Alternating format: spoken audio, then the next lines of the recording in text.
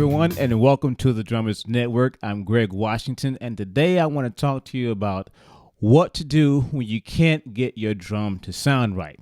Now, this is when you've gone out, you bought new heads for your drum, you put the head on, you can't get the drum to sound like you used to sound. You've even gone out and got new heads for the drum, tried different kinds of heads, you still can't get it to sound right. You've even replaced the bottom heads on your drum, you still can't get it to sound right. Well, these are a couple of things you may want to keep in mind when getting the drum to sound like you originally had it sounding. When it was sounding really good, you had that nice sweet spot where it sounded really nice and crisp. Two things you want to consider. One thing is changing out your hoops. The second thing is taking a look at your edges of your drum. Now, the first thing I want to talk about are the hoops. Now, there are a couple of types of hoops you want to consider that you have on your drum. You have your triple flange hoop, you have your die-cast hoop, you even have wooden hoops, and then you have other hoops that some other companies make, like S hoops and things like that. Now, one of the things about your hoop that you may want to consider, hoops can actually go out of tune. A lot of people may not know this. I actually had this happen on the drum where I changed the hoop on the drum. I couldn't get the drum to sound right, so when I ended up changing the hoop, I put a new hoop on the drum and played it. It sounded great. So let me give you an example how to check your hoop to see if your hoop is out of tune real quick. Now, I have two hoops here. One is an 8-lug, 14-inch diameter hoop. The second one is a 10-lug, 14-inch diameter hoop. So the way you test how your hoop is going to sound, you just take it, hold it right here. Don't hold it like this because you won't really get a good sound out of it. But you can just hold it right here where the tension rod goes in. You want to have as much of the hoop as exposed as possible. You take a stick and you just hit the hoop like this, and then you hear how it sounds. Now, what you want is like a more of a bright type triangle, like a triangle sound. If you hit it and it goes down in pitch or there's a lack of sustain, then that's a good indicator that your hoop is out of tune. So I'm going to hit it again. Just take a listen. Okay, I'm gonna hit it one more time. Okay, so I'm going to try another hoop now. This is a much older hoop. Now, this is a 10-lug hoop. Like I said, keep in mind, this is a lot older, so I'm going to hit this one. Now, listen to this one. Listen to how this one sounds. Now, you hear the difference in pitch. It's a lot lower. It's the same diameter, different amount of lugs for the holes, but you hear a lower pitch when I hit it.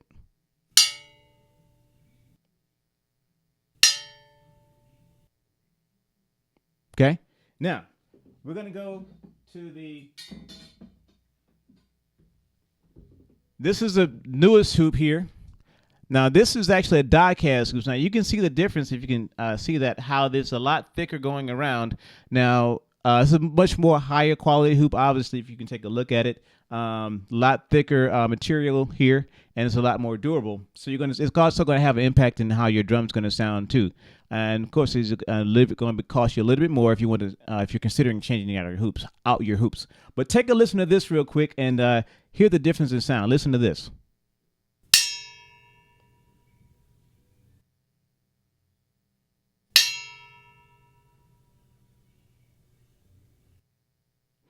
Now, you hear how much brighter that is? That is what you're looking for in terms of how that's going to impact the sound of your drum. So once you put a different hoop on your drum, just go out and try it and see how that sounds. Once you get a new hoop on your drum, it's going to make all the difference in the world. And just try. You'll see how to work out. Now, the second thing you want to consider is the actual rim or the edges of your drum. First thing you want to do to check your edges, you want to take all the tension rods out, which I've already done on this drum here, and you want to remove the head and the hoop from the drum. So I'm going to do that right now.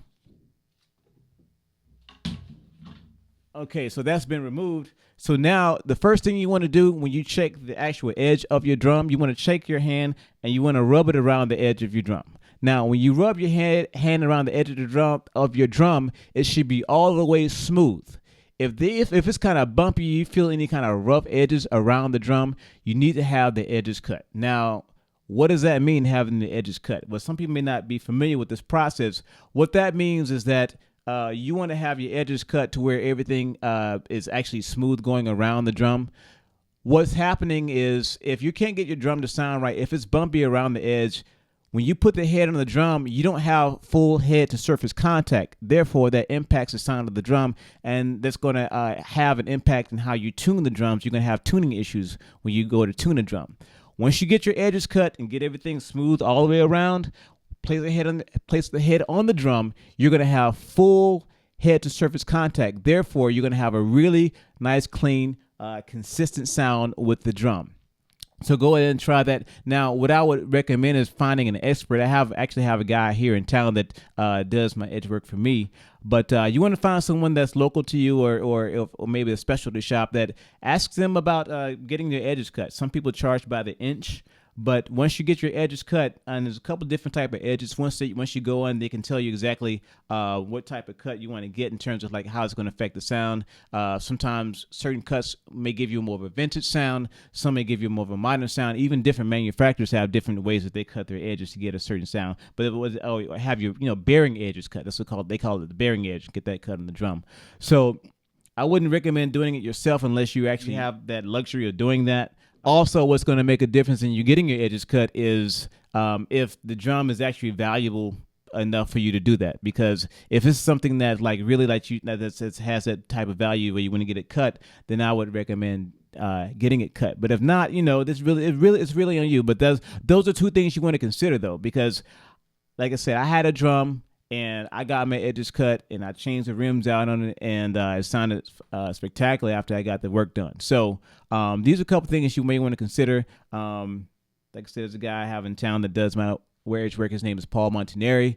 He does great work. He has done work for a lot of clients. I have a kit by him here too. Is Paul Montaneri drum kit that I have. His custom kit that he made. So like I say, he does awesome work.